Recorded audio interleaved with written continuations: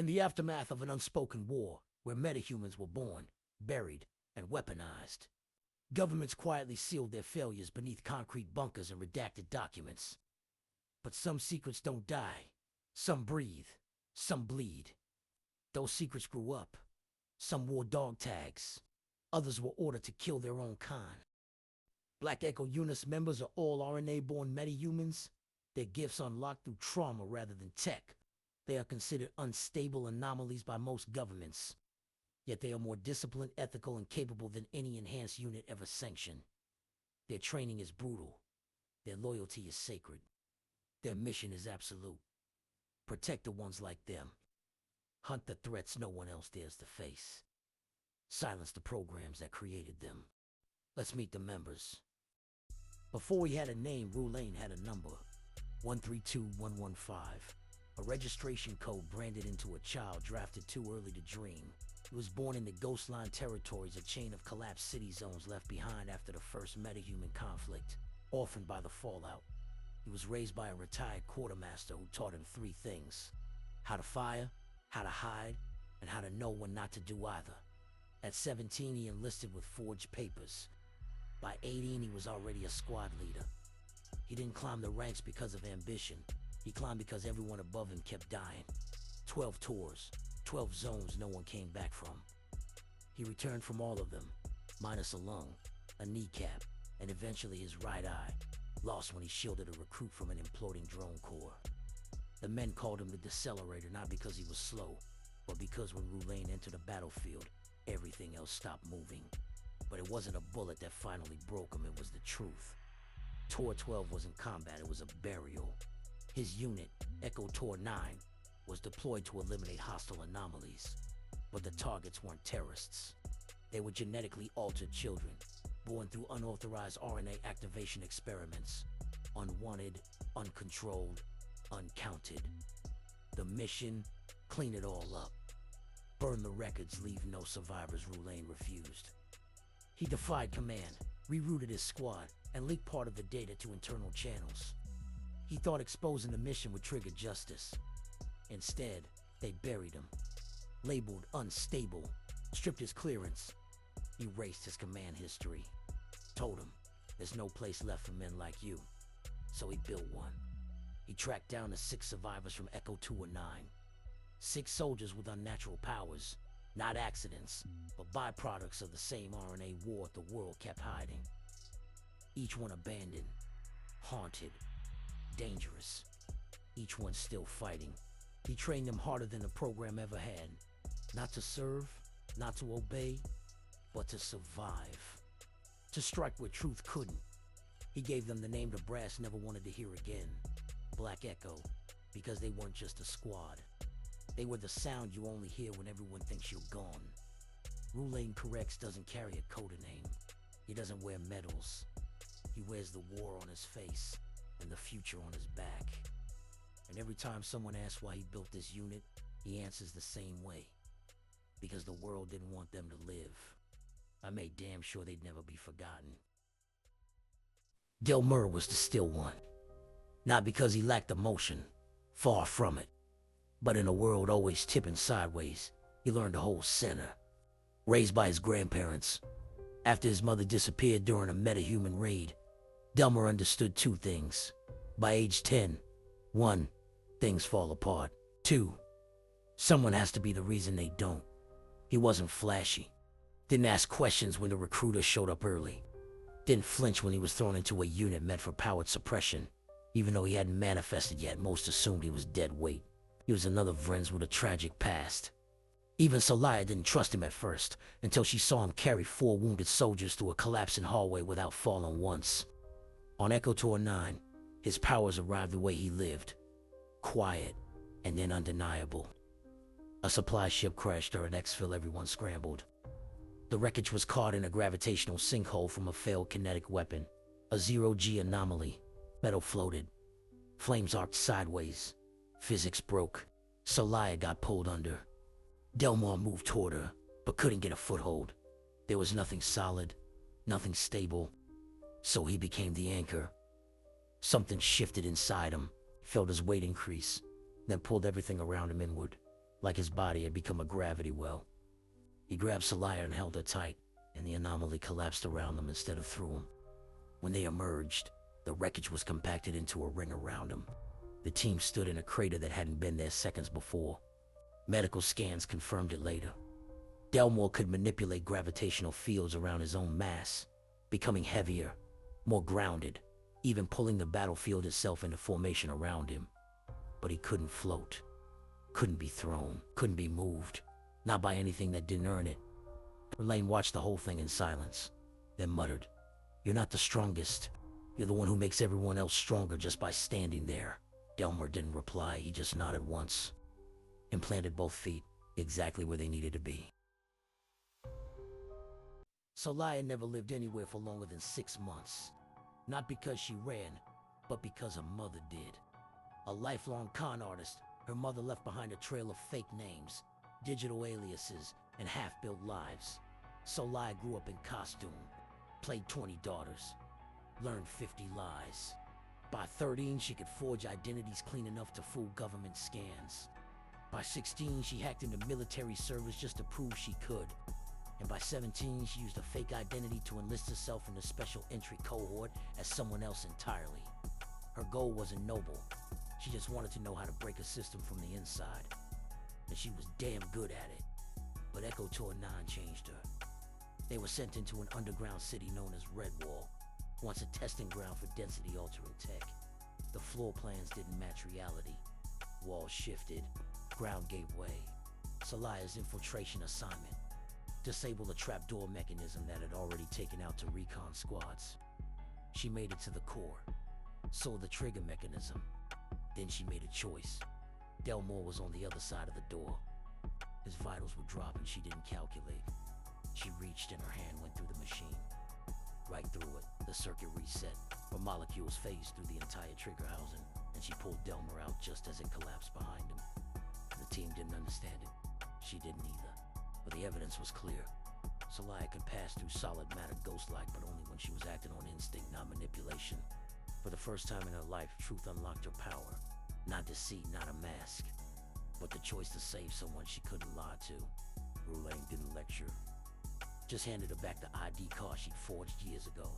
"Keep it," he said. "But from now on, you earn every name you wear." She's kept that fake ID ever since. As a reminder, she doesn't need it anymore. They never found the arsonist. The official report said a faulty space heater caused a blaze in the East Kilbridge Fossa unit, but Zaris knew better. The fire was deliberate.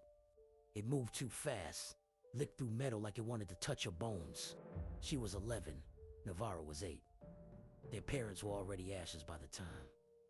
She kicked open the bedroom door and dragged her sister through smoke-thick hallways. They said she saved 4 kids. They said she was a hero. But when she turned back to the flames, something inside her hardened. Not emotionally, physically. She stared at her forearm, covered in cuts from shattered glass. Blood clotted in strange shapes, rigid, metallic, still pulsing. Years later, in Echo Tor 9, it happened again. This time for real. Pinned down in a collapsed sewer tunnel beneath a city that didn't exist on any map, her unit had been ambushed by mercs enhanced with psionic dampeners. The air was thick with fear. A recruit froze.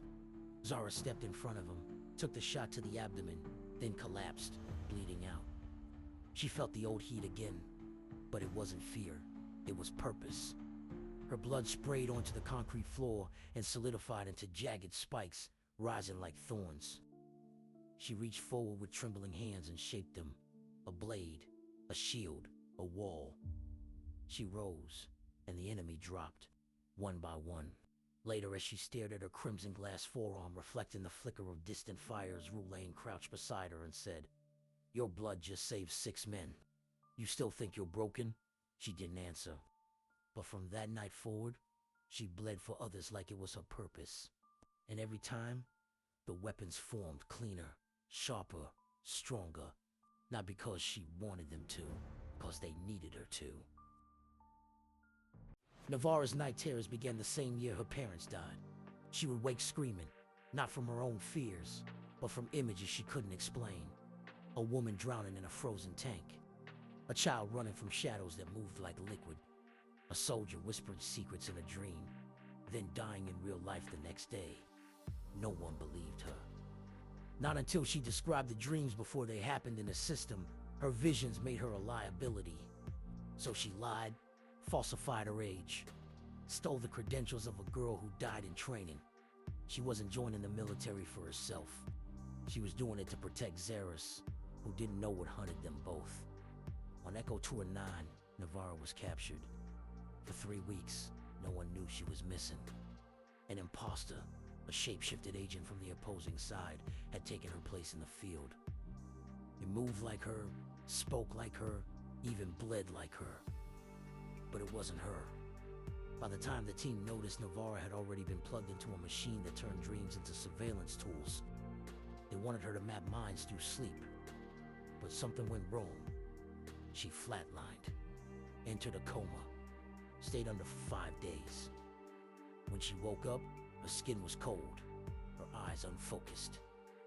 She said the names of every soldier who had died in the operation before the reports came in. And then she looked at each team member and whispered their worst trauma without flinching. "I dreamed all of you," she said, "even the parts you hide." Roulain didn't question it. He pulled her from the testing ward, handed her a black tactical harness, and said, "If you can see what's coming, make sure it doesn't get here." From that day on, Navarro stopped fighting while awake, because in her dreams, the real war had already started. Where Azian burned, Kaimar froze, not out of fear, but from training, observation, pattern, calculation. By age 8, he could strip and reassemble a rifle with his eyes closed. By 12, he could mimic a person's walk just from hearing a footstep echo down a hallway. Raised by a silent uncle who called him Ghost Son, Kaimar was taught that survival wasn't about being seen. It was about becoming the thing no one saw coming. He enlisted not for glory, not even out of loyalty to Ozian. He just wanted college credits. But when Black Ops pulled him into the Echo Tour 9 insertion team, his quiet brilliance caught the attention of command, and then of something else. In the jungle ruins of an off-grid island facility, the team engaged with a rogue metahuman known as Vexcut, a war criminal with motion-predictive reflexes and skeletal reinforcement. Every soldier who approached Vexcut fell. His movements were impossible, like he was dancing inside time. Kaimar was told to hang back. He didn't listen. He studied Vexcut, each strike, each pivot. And when it was time, he walked straight toward him and moved the exact same way. To everyone watching, it was as if Vexcut had met his reflection. Punch for punch, step for step, until Kaimar made one tiny change, a deliberate deviation in angle, 3 degrees off the expected arc. It was enough. Vexcut fell.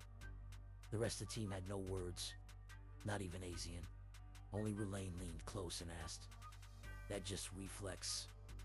"Kaimar, it was the first time I let my body copy what my brain already knew." Later, tests showed that Kaimar's nervous system instinctively mimics the muscle memory of anyone in his environment, adapting in seconds. It wasn't just skill, it was evolution in real time.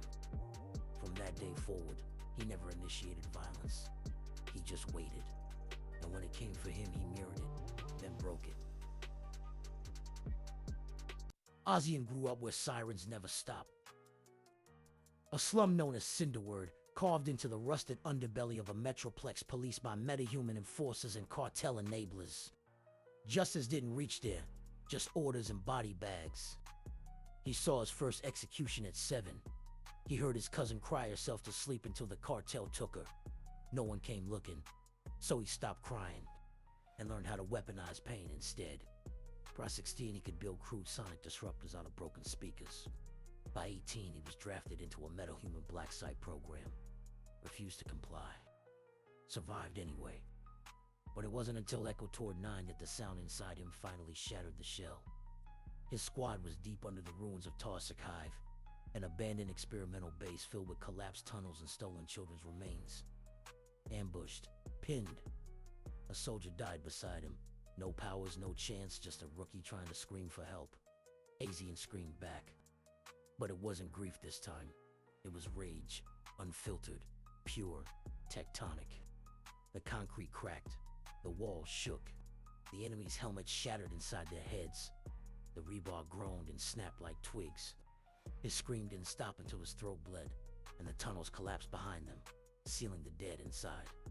When he woke up, he was alone in a crater of silence. Only Roulain stood above him, one hand to his bleeding ear, expression unreadable. "You always that loud," Azian coughed, voice raw. "Only when I mean it." Roulain didn't smile, but he nodded. From that point forward, the squad wore sonic dampeners, but they never asked him to quiet down again. Because sometimes the loudest man in the room isn't shouting, he's just trying not to break it. Black Echo Unit stands for justice without permission, truth without compromise, and protection without recognition. They were built from betrayal, cast out by the very system that created and weaponized them.